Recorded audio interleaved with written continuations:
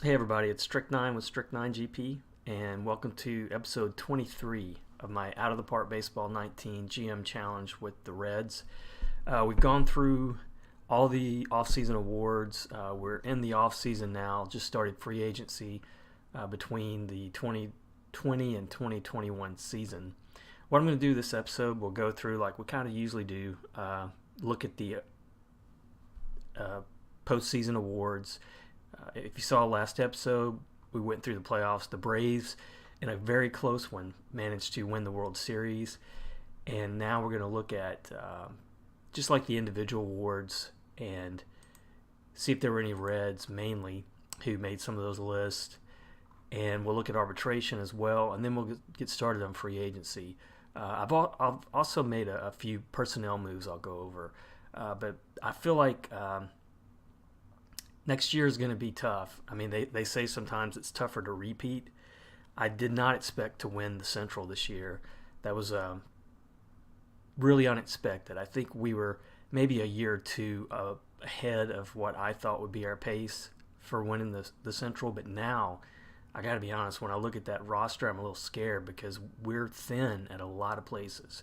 So we're going to cover that this episode and maybe look at how I'm handling free agency. Maybe you'll get some strategy tips yourself on that. We might get up to the Rule 5 draft. It just depends on how much time we have. But first things first, let's go ahead and look at the first award to come out, which is the Gold Glove winners. One of the things I thought was kind of cool is Matt Olson. I follow Oakland a little bit. They're a team in real life that's building a good team. If you're following them this year, they're having a great season, and really they're kind of on pace for the wild card and may even be able to catch Houston if they keep it up. But Matt Olson made the Gold Glove for 2020 at first. Some new players here, though, up and down the roster, except for Mookie Betts. Matt Duffy's not a new player, but he's now with Tampa. He made it at third base, and Forsythe at second. So it wasn't, the Gold Gloves is not typically your big star players make it. So some unfamiliar names on this list in the American League. And then in the National League, not as much in some ways. Albies at second, Arenado third, Goldschmidt's first. But there were no no Reds on this list. So a little bit of a bummer there. For the reliever awards, it went to Aroldis Chapman. In the American League, although like this game sometimes does, he was not the closer for Houston. He just had an outstanding year as, I guess, a setup guy. Not sure how they're using him, but he had a good year. His numbers were good. He just didn't put up a lot of saves. And then in the National League, it went to Kenley Jansen, who had a great season. I think that was the first time he's won it in this playthrough, so good news for him. And then second, though, good news for the Reds, Chad Green got quite a few votes there and wound up second. And then Platinum Stick Award winners, not too many surprises except Yonder Alonso, I thought was a pretty big surprise at first. So back-to-back years for him in Cleveland in this playthrough where he had a lot of home runs. But last year was a monster year for this guy. 43 home runs, 121 RBIs, a 305 average, 5.5 wins above replacement. So this playthrough has been really kind to him. Some other guys you might recognize, of course. Devers at third, Correa at short, Trey Mancini for Baltimore was the designated hitter, and Bryce Harper had a great year. In the National League, we did have a one guy who made it, and that was Jesse Winker at right field. He had another solid offensive year. Still worried about his defense a little bit, and just worried about how cold he ended the season. He was really cold in the playoffs and didn't have a great September and was, just really kind of mediocre for the last half of the season. I'm hoping that he gets it back on track next year because I'm going to be depending on him offensively. And then some other guys, Pollock, Dahl, Corey Seager, another good year for him, or Arenado, good year for him, of course. Bellinger at first.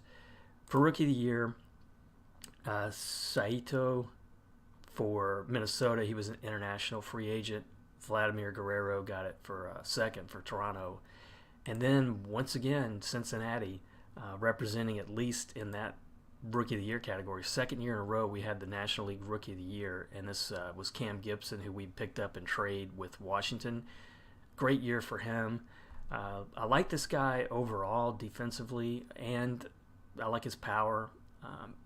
But just the questions there, whether he's a good long-term fit, and also whether Trammell is going to be able to develop into a good player, an everyday player. If so, Gibson might be somebody I could throw out there at trade. Manager, I didn't get it, or Girardi didn't get it, but it went to Nakamura at Atlanta, and the National League, American League went to A.J. Hinch at Houston. And then for Cy Young, it went to Blake Snell in the American League, in a pretty weak year for the most part. He finished tops in ERA. I'm not sure why they gave it to him in some respects. 16 wins. I mean, he was solid.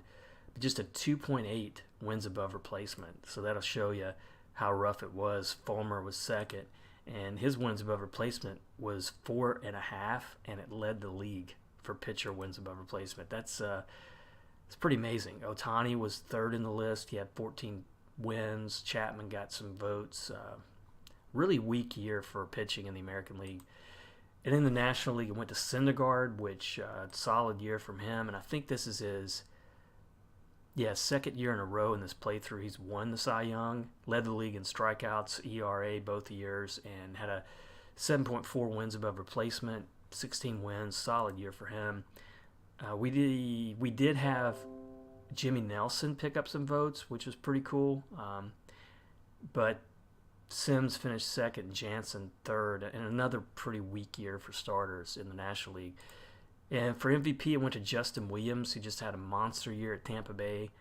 Led the league in hits and doubles, 241 hits, 57 doubles. Led the league in average, 365. Good power numbers.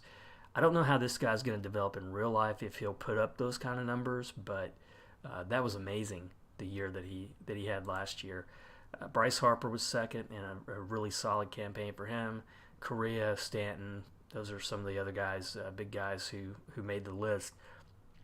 Trout had an off year for him, averaged down to 273. He won the MVP last year. Still a five-star guy. His numbers are still good, solid. So I don't know what's going on with him, why he had such a bad year. He's already, though, at 28 through this playthrough. He's eclipsed 1,000 runs, 900 RBIs, 334 home runs. So he's on pace for some Mickey Mantle type numbers, I think. But took a step back last year. And then in the National League, MVP went to Cody Bellinger. His second in this playthrough. He won in 18, and then he won again this year. They really like him, I guess, in this playthrough. His average is high. He led the league in wins above replacement and RBIs and runs. So he's putting up a solid career so far in his short career. Rhys Hoskins was second. He had 53 home runs to lead the league again, back-to-back years doing that. Freddie Freeman was third. Then we had some pitchers show up here. Corey Seager, who won it in 19 in this playthrough, he was a runner-up, but he led the league in batting, but had an off year for him too, I think, production-wise. And then Cincinnati did have some guys getting votes. They were low down the list, but it went Votto, Cam Gibson, Shedrick Long, all got votes. Shedrick Long had another good year, high average, 27 homers, 124 RBIs. Good second year for him. And then, of course, the big surprise was with Joey Votto, considering how bad his ratings are, and they're even worse this year. He put up a really good year, led the league in walks and on-base percentage once again. His wins above replacement was just below 4.9, 187 hits, 110 runs. I thought it was a really good, solid year for him. Overall, probably the best, even though his numbers may have been a little bit better in some respects in 2018. I thought it was the best year he's had since I've been doing this playthrough. So that was it for the awards. Let's look next at salary arbitration. We kept pretty much the big guys who were available or went through arbitration. Chad Green got a little over $5 million. Tyler Mahle, I think, is kind of a bargain considering what he's done, even though his ERA is pretty high. I think to get 13 wins, $4 million, that's not too bad. He's still a 3-star starter. Castillo, same deal, $5.2 million. I mean, this guy was a pitcher of the month at one point last year, 15 wins. I still would like to see some development from him out of that movement, but he's still a solid 3-4 pitcher in the rotation. I just need, as always, I need a dominant. I need a dominant ace. Some of the rest of the guys, I did decide to keep Herget, even though he's on a long disabled list, long injury right now. But mainly because I'm thin in the bullpen, more thin than I realized. Same. I kept Lorenzen. I kept Peralta. Peralta, who was used quite a bit by Girardi down the stretch. I kept him. Almora, Gesellman, another pitcher that I'm keeping, even though, 2.5 stars. I would like to use him in that 5th spot. It's going to be up to Girardi whether he does, but his movement is taking a real downswing, and he's going to give up a lot of home runs. Other than that, he's got several solid pitches. I think he's a good 5th starter. He was also pitcher of the month at one point last year. And then Winker was the big guy, $9.3 million. And I mentioned trading Cam Gibson. It's possible I could trade Winker if there's some takers and move Gibson over to the right. So that could be an option too, just to free up some money. But looking at another thing, moving from arbitration, before we look at free agency, I made a couple of moves in that personnel that I hope are going to make a difference here. It was a pitching coach and hitting coach. The 2 guys that I had in there previously were just rated as average, and I got an excellent hitting coach. I got a good pitching coach. Signed him for a couple years. Hitting coach Marcus Tim signed through 2023. I feel like coaching does play a positive part in this game, so I think upgrading there might be a good move at this point. And everything's gonna be needed next year. I really think top to bottom we're gonna have to have good coaching, good depth, because we are not that solid at several positions. And let's go ahead and let me show you what I'm talking about. I lost a lot of people on that pitching staff. I did wind up making a qualifying offer to Nelson, just a $15 million one-year offer, just to see if he would take it. And if he didn't, hopefully I'll get a compensation pick for it, but he wouldn't take. And so now I've got Hunter Green on the roster right now, but he was injured last year. He's never pitched higher than AA, and that was only for a couple starts. So it would be a gamble, I think, going with him at this point, unless he does get some more development in over the offseason. So if you look at that rotation, I got Gesellman, Mahle, Castillo, who were in there last year. But then I got Alcantara, who was mainly a reliever last year. And he's rated as a starter, but I think he's stronger at relieving. He might be able to work out okay. He did start quite a bit in the minors, but with him and Hunter Green, those are some big questions. And like I already said, I think Gesellman is probably tops a 5th starter. And not only was that a problem, I'm for the most part okay with who I've got left in the bullpen. Maciel is going to be untested, although he came up late in September last year and didn't look all that great. I'm really thin there until Herget comes off the DL, and I got a couple other guys here who really I'm not really expecting too much. Ohanian might be able to play. He did look pretty decent for me when he got called up last year, but it's really thin. And so knowing that, I did make a couple offers already for some bullpen help. So we'll look at that when we get to free agency. But I wanted to look at the lineups before I did that, and you can see once again we're pretty much in trouble here. Um, we need a backup catcher. I'm not sold on Barnhart as a starter, even though his defense is good. He didn't win the Gold Glove this year, but he's won it 3 times already. I might still get another year from him and be okay with that, but I'm not sure how Votto's going to hold up, and we definitely need a shortstop. So those are 3 of the primary areas I'm looking at in free agency on the offensive side. So backup catcher, first baseman, shortstop. I'll ride out this defense or this outfield because I think defensively, offensively, it's a pretty good mix. Almora started playing a little bit better last year towards the end of the season, and I think he's still got some upside. He's not going to draw a lot of walks, but he does have good speed, great defense at center field, good leadership, personality ratings. So I'll be okay going with him for another year. If Trammell develops, he's a 3.5 potential with 3 overall right now. If he develops, that would be great. He looked good in his limited call-up last year. Friedel's just a backup, but outfield's okay. It's mainly definitely shortstop and first and backup catcher. So with that in mind, taking a look at free agency, we've already made a couple of offers to a couple relievers. I offered Will Smith, whose control is not the greatest, but he has put up some solid numbers the last 3 years. I offered him $3.4 million for 1 year.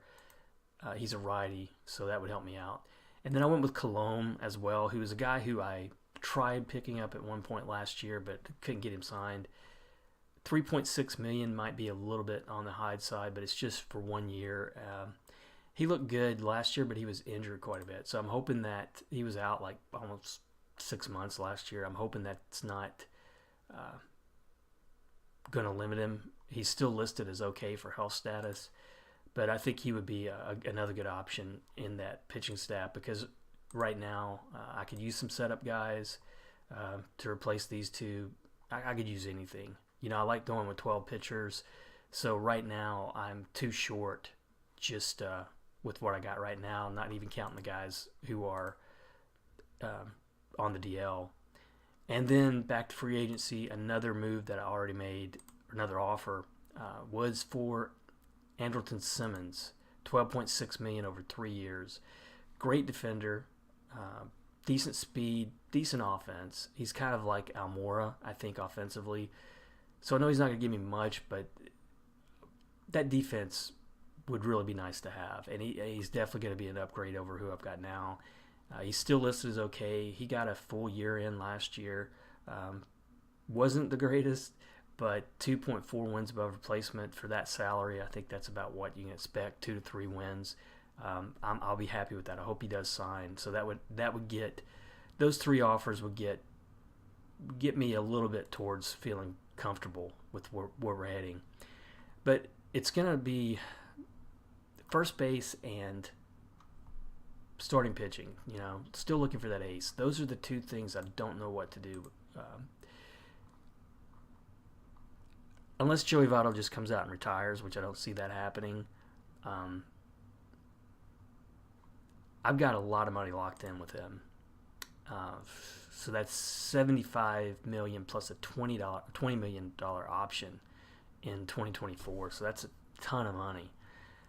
I would like to at least try to get 1 more year out of him. His ratings, he's still okay against righties. So if Girardi had another option to platoon somebody at first base, as long as he doesn't tank even further, I'm hoping I can get another year out of Votto. So maybe I'll try to get a backup first baseman as we get deeper into the offseason.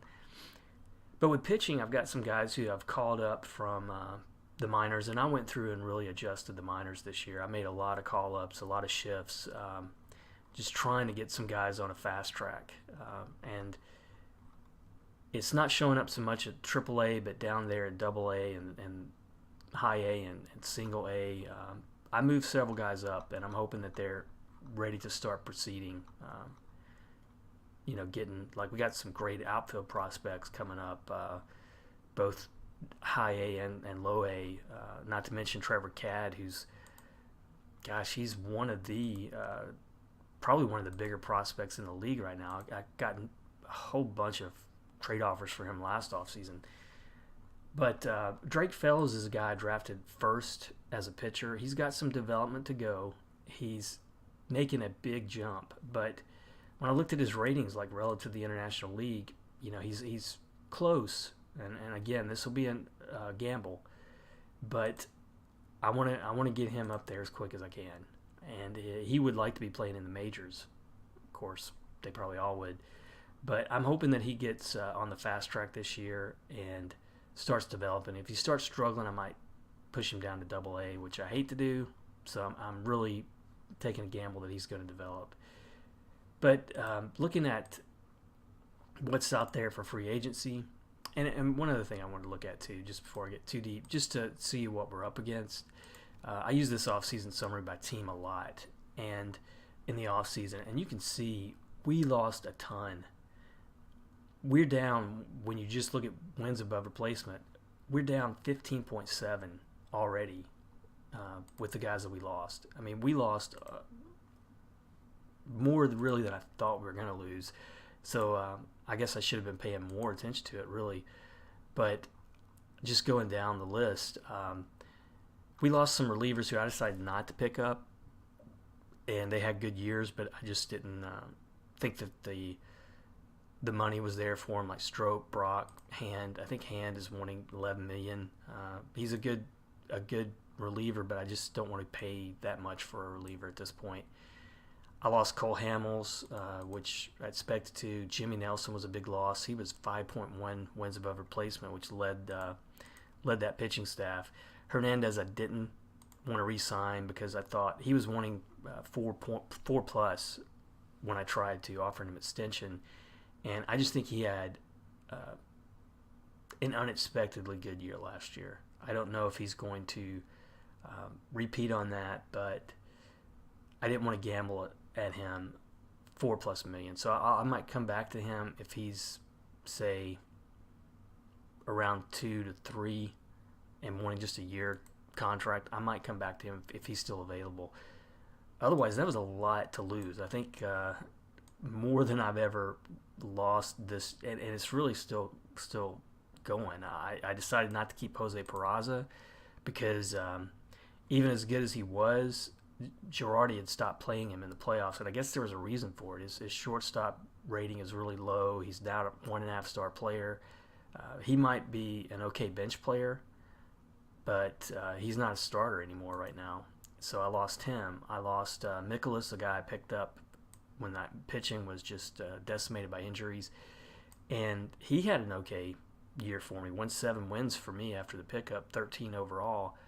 And then I lost Stevenson, who was great off the bench and got a lot of play time. Girardi really, in the 3 years that he was with the team, for a bench player, he got a lot of play time.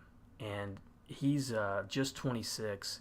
His ratings are up a little bit, so it's possible he's wanting starting lineup. It's possible somebody might take a gamble on him, and if somebody gets injured, he might turn into a starter. But that's a lot to lose in 1 year. It's a lot to make up for. So I'm really scrambling, a little worried about how I'm going to do that.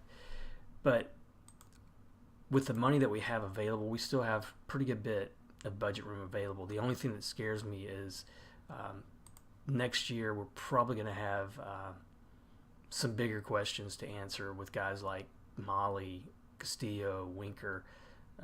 Are we going to really be able to keep them longer? Senzel will be eligible for arbitration next year. Shedrick Long will be eligible for arbitration. Those are going to be some big upgrades in salary, I'm pretty sure, next year. So if I make a big signing, I have to keep that in mind. And so all this is just kind of leading up to what I think is probably the biggest free agent available for me right now, considering my situation. And do I want to take a risk? and that's Trevor Bauer, who's a 4-star pitcher. Has had some solid years in this playthrough and in the real life.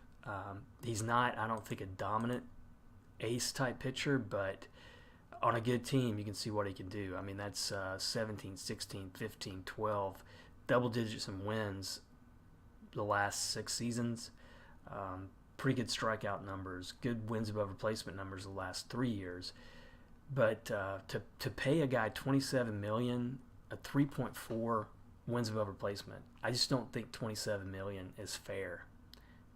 And it's just an indication, as it has been in this playthrough, the Phillies playthrough, is how the pitching has turned out, how it's become so tough to get good pitching in this league. So I'm willing to make an offer on this guy, but I'm not going to give him that kind of an offer. And I think I've already tried playing around with it and offered him a few things. But I'm going to go right now, just to start off this, I'm going to go 20 even for 4 years. I'll give him a player option, and we'll see what he says. No, he's wanting $27 million now, with the 5 years with an option. Let's see if he take 21.5.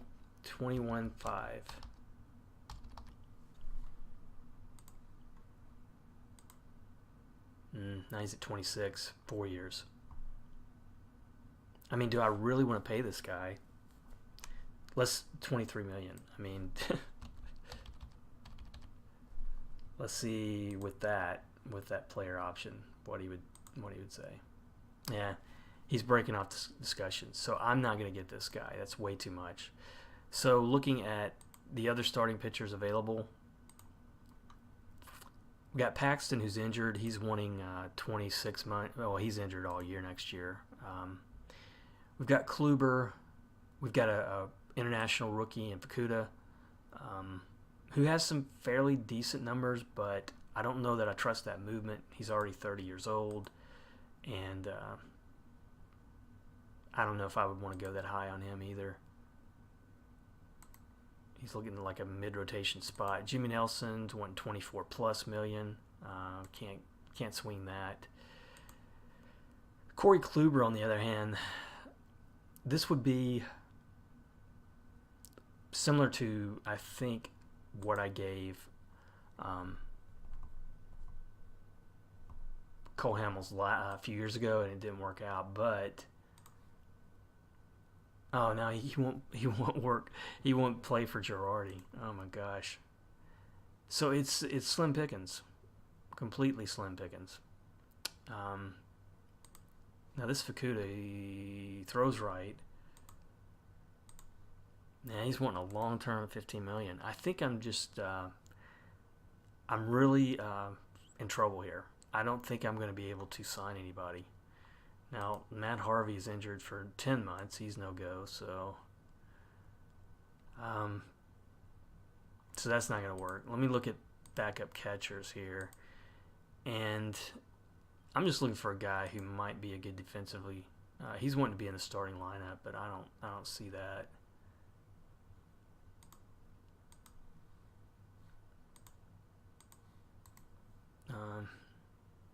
But you can see even the catchers are really low. What's this Michael Tinsley? It's not rated too highly there. So I think what I'll probably do is look and see if anything pops up in arbitration, or not arbitration, but the Rule 5 draft. And if not, I'll just scramble and get what I can, because this is pretty poor choices there. Evan Gattis is the best of the bunch, 3 stars, and he's coming off a pretty decent year for Atlanta, although it looks like he was injured. But $14.5 million, and the guy he's rated 7 at catcher, so that would be a pretty bad choice. Castillo wants $6 million, and he wants to be in the starting lineup. He's good defensively, really big gamble offensively. So I don't see an upside there. And then first base, this is another thing. Since I've already kind of reasoned it out, I'm not really willing to sign somebody like this, like Briones, who is a international free agent, 20 plus million, solid player. I may regret this. You might think I'm stupid for not doing it, but it's just the fact that there's so much money tied up with Votto right now. I don't want to tie up a lot of money in another one. So I'm probably going to have to do the same boat. Just ride it out a little bit in the off season until we get to the Rule 5 draft and later, and see if I can just pick up a decent replacement. Not some good options. I'm really worried about our chances of repeating. But even with first base, I feel like too, Justin Bellinger in this playthrough is not really shaping up too good. I don't know if he's going to make it to the majors with the kind of numbers he's putting up and the ratings. But if you go deeper in the minors, we have Blake Wiggins. He's kind of come off his pace too. He's a good defensive first baseman though. He might have an outside chance. But there's a guy down here at low A, Tristan English, who is a guy drafted in the 3rd round. There's a lot of upside with this guy in several different categories. I mean, defense is solid, contact, power, and eye, and a lot of good things here would be good for him. So he looked really good in rookie leagues the last 2 years, so I'm trying him at low A this year, and really he probably should have been called up already, but based on what my scout thinks of him, if he develops a little bit, he could potentially be a starter a few years down the road. So that's where we're at right now. Let me go ahead and sim ahead. We're going to the Hall of Fame voting, and I'm going to have to move these guys off for now. We might go through that Hall of Fame voting just to see if there's anything surprising there.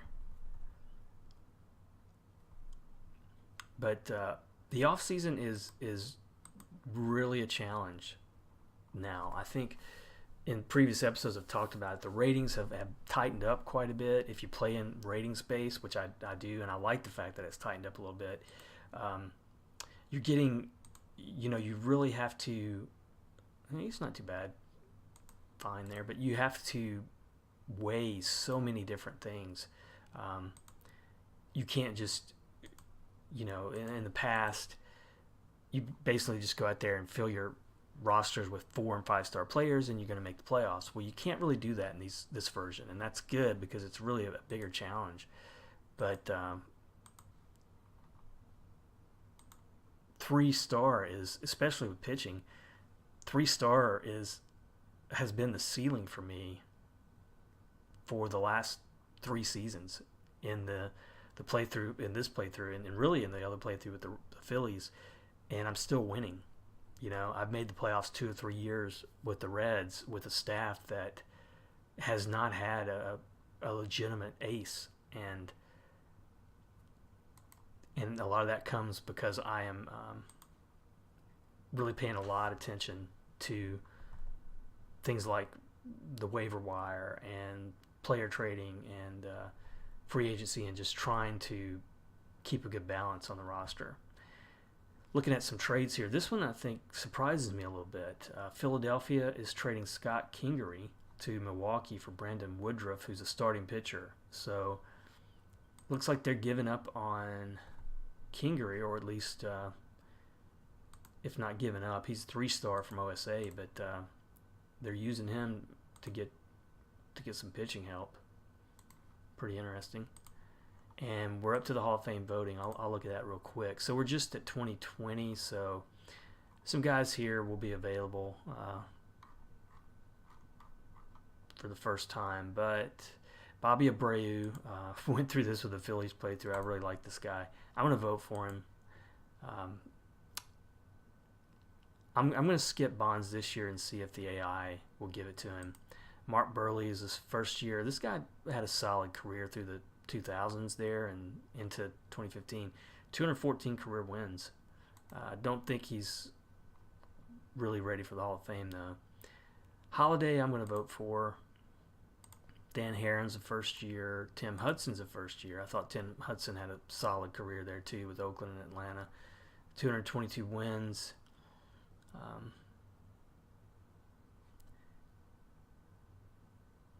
Don't think he's a first ballot, though. He might get some consideration though going forward. Torrey Hunter, first year. This guy put up some good years too. 2,400 hits. Average was low though, and a lot of strikeouts kind of played against him. A low wins above replacement too for his career. Jeff Kent's a guy who I really kind of like, and I think I'm going to give him a vote. I think he's got some pretty solid numbers there. And we got Cliff Lee, Messina, who I typically vote for in these playthroughs, 270 wins. I think that's really impressive. I don't know if anybody's going to get to that for a while. To be honest, who is it? Sabathia and maybe one other guy, can't think of his name now, are probably the closest to that in the majors right now. Ramirez, he had some good numbers, but not Hall of Fame. Manny Ramirez, he's just not getting any love in this playthrough. Santana, Kurt Schilling. I'm gonna let the AI pick that one. And Sheffield, yeah, I always vote Sheffield too. That's a solid career to me. 80 plus wins above replacement, 500 home runs, 1,600 RBIs. He had some development issues when he started, but he started really young, and I think he turned into a really good player as he matured. So I always vote for him when I can. Rafael Soriano, first time for him. Sosa, Tejada. C.J. Wilson's a starter. It's his first time. Barry Zito, one of those guys who definitely did not pan out. So that's it. I think that's a pretty good choice. Five guys there. We'll see how it turns out.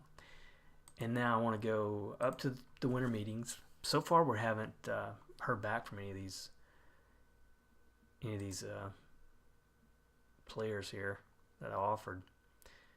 So Chicago, some minor players looks like, and Bryce Harper goes to Philadelphia. How about that? So that's a juggernaut in the making. And what did they get him for? $21 million? Wow, that's crazy. So he has some player opt out there after the first 2 years, but that's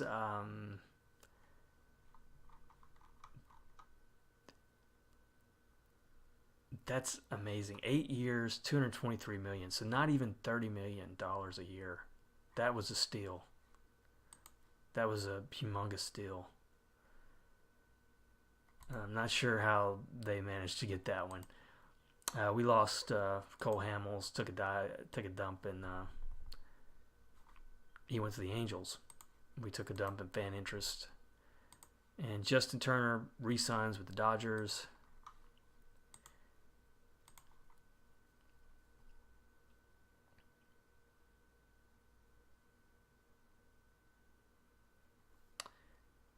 And we lost Jimmy Nelson, but we'll get the compensation pick. So closer signed.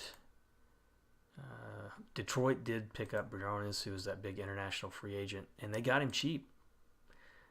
Not even $20 million a year. 7 years. 7 years, $126 million. So that could be a good signing too. Paxton, don't understand this, but they signed James Paxton for 4 years, $25 million a year for the most part. That's amazing. He's not even going to pitch next year. Greinke still pitching here. He was traded to the Red Sox. Trevor Bauer signs with the Mets, and he's probably going to sign cheaper than what I offered him because that's just the way it works. Nah, I mean, they gave him pretty much what he was wanting. 4 years, $103 million. That's going to really help that team out. They've already got Kershaw, and let me see who else they have. Okay, how do I get to the Mets from here?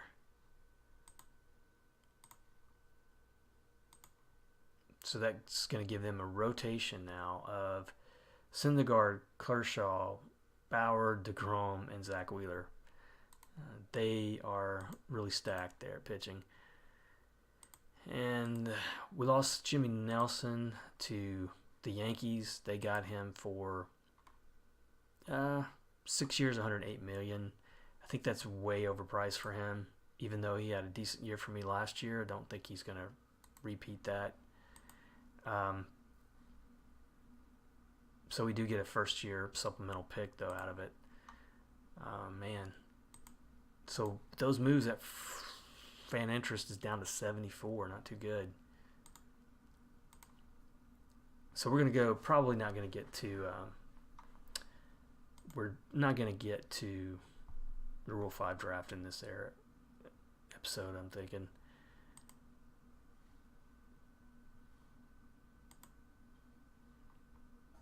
So Will Smith finally comes through. He likes my offer. Alex Colon likes my offer. And Anderson Simmons. So those guys are all favoring my offer at the moment. I'm hoping that holds true. And then we've got a trade proposal from Milwaukee. Andrew Triggs. And they're wanting English. So the guy I was mentioning at first. So he's starting to get some interest. They're also wanting Cade Pollard and Hunter Fiducia. Those are all, pretty decent. And there's no way I would make that trade.